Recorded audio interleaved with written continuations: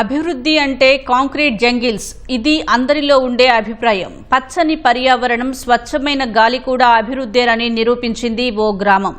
ప్రభుత్వ పథకాలను పక్కాగా అమలు చేస్తూ ఏకంగా జాతీయ స్థాయిలో అవార్డు సాధించింది.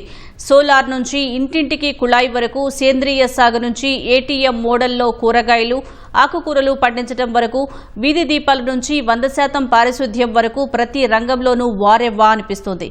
అసలు ఇంతకీ ఆ పల్లె ఎక్కడ ఉంది, జాతీయ స్థాయిలో ఏ అవార్డు సాధించింది అని తెలుసుకోవాలని ఉందా? రండి మనము ఆ ఊరు వెళ్దాం.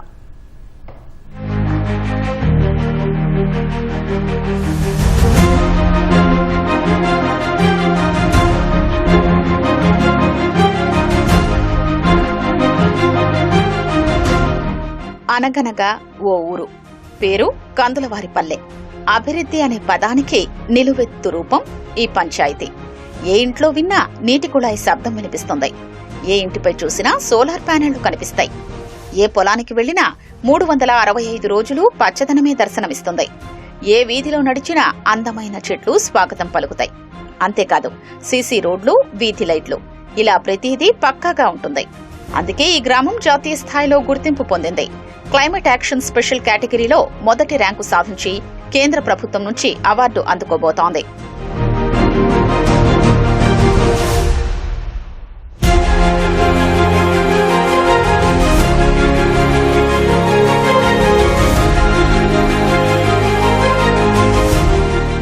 తిరుపతి జిల్లా చంద్రగిరి మండలంలోని కందులవారిపల్లె పంచాయతీలో 512 కుటుంబాలు, 1583 మంది జనం నివసిస్తున్నారు.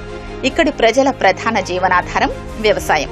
పర్యావరణ పరిరక్షణే లక్ష్యంగా ప్రత్యేకంగా క్లైమేట్ యాక్షన్ కమిటీని ఏర్పాటు చేసి మొక్కల పెంపకం, నీటి సంరక్షణ, సహజ వ్యవసాయంపై పంచాయతీ దృష్టి సారించింది. ఈ క్రమంలోనే పీఎం సూర్యఘర్ కింద గ్రామంలోని 473 ఇళ్లపై 5.67 కోట్ల వ్యయంతో సోలార్ రూఫ్ టాప్ యూనిట్లు ఏర్పాటు చేశారు. దీనివల్ల గ్రామంలో నెలకు సుమారు 1,13,000 యూనిట్ల విద్యుత్ ఉత్పత్తి అవుతోంది. దీంతో గ్రామ అవసరాలకు పోను మిగిలిన కరెంటును గ్రిడ్కు పంపిస్తూ గ్రామస్తులు బిల్లుల బాధ నుంచి శాశ్వత విముక్తి పొందారు. తాగునీటి పంపులు, వీధి దీపాలు సైతం సౌరశక్తితో నిర్వహిస్తున్నారు. మరోవైపు వేసవిలోనూ వీళ్లకు నీటి కష్టాలుండవు. ప్రతి ఇంటికి కుళాయి ద్వారా నీటి సరఫరా అవుతోంది.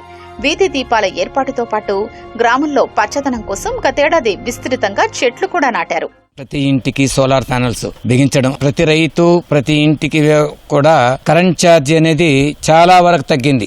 మైనస్ లో కూడా ఉన్నాయి వచ్చేది అనమాట. వీధి లైట్లు గానీ, వాటర్ సప్లై, ముఖ్యంగా వాటర్ సమ్మర్ అయినా కూడా మాకు ఎలాంటి కరువు అనేది లేదు. వాటర్ సప్లై మాత్రం, ఎందుకంటే ప్రతి ఇంటికి కుళాయిలు, మరి నీళ్ళ సప్లై 24 hours వాటర్ సప్లై చేయడం జరిగింది.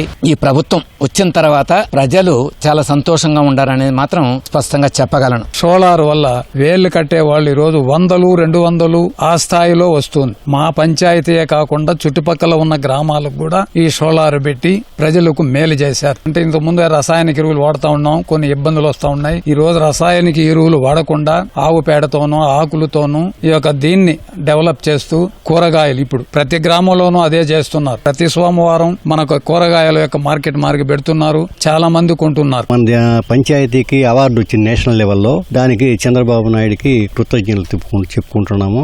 ఈ గ్రామ పంచాయతీ ఈ మాదిరి అవార్డు వస్తుందని ఎవరు అనుకోలేదు. చిన్న గ్రామ పంచాయతీ ప్రకృతి వ్యవసాయం అనేది ఈవెంట్ గా ఒక సంవత్సరం ముందు మేమే పొలం ఇచ్చినాము. ఆ పొలంలో వీళ్ళు ప్రకృతి వ్యవసాయం పనిచేసే వాళ్ళు వచ్చి దానిలో పండించినారు. దానివల్ల కొంతవరకు ఆరోగ్యాన్ని పరిరక్షించుకుంటా ఉన్నారు. పంచాయతీలో పర్యావరణ హిత వాహనాలకు ప్రాధాన్యత ఇచ్చారు. పీఎం అజయ్ పథకం కింద లబ్ధిదారులకు ఈ ఆటోలు అందించి ప్రోత్సహిస్తున్నారు. ఉజ్వల యోజన, దీపం 2.0 పథకాల కింద ప్రతి ఇంటికి ఎల్పీజీ కనెక్షన్లు, ఎల్ఈడీ బల్బులు అందజేశారు. పారిశుద్ధ్య నిర్వహణలోనూ గ్రామం భేష్ అనిపించుకుంటోంది. 2 ఈ ఆటోలు స్వచ్ఛరథం ద్వారా 100% తడి, పొడి చెత్త సేకరణ జరుగుతోంది. సింగిల్ యూజ్ ప్లాస్టిక్ పై నిషేధం విధించి బట్ట సంచుల్ని ప్రోత్సహిస్తున్నారు. రీఛార్జ్ పిట్స్, ట్రెంచులు నిర్మించి వర్షపు నీటిని ఒడిసిపడుతున్నారు.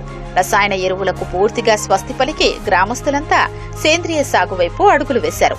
నవధాన్యాలు సాగు చేస్తూ జీరో బడ్జెట్ వ్యవసాయ విధానాన్ని పాటిస్తున్నారు. ఏటీఎం మోడల్ ద్వారా కూరగాయలు, ఆకుకూరలు పండిస్తూ ఏడాది పొడవునా ఆదాయం ఆర్జిస్తున్నారు. నేను ఎక్స్ సర్పంచ్ని. ఆ నిధుల వల్ల మేము ఇంకా స్పెషల్ ఆఫీసర్ని నాయకులతో అందరితో మాట్లాడి ఇంకా ఏమన్నా ఉండే పనులన్నీ బాగా చేయించుకుంటాం. మీరు ఇచ్చిన నిధులకు కేంద్ర ప్రభుత్వానికి కృతజ్ఞతలు తెలుపుకుంటా ఉన్నాం.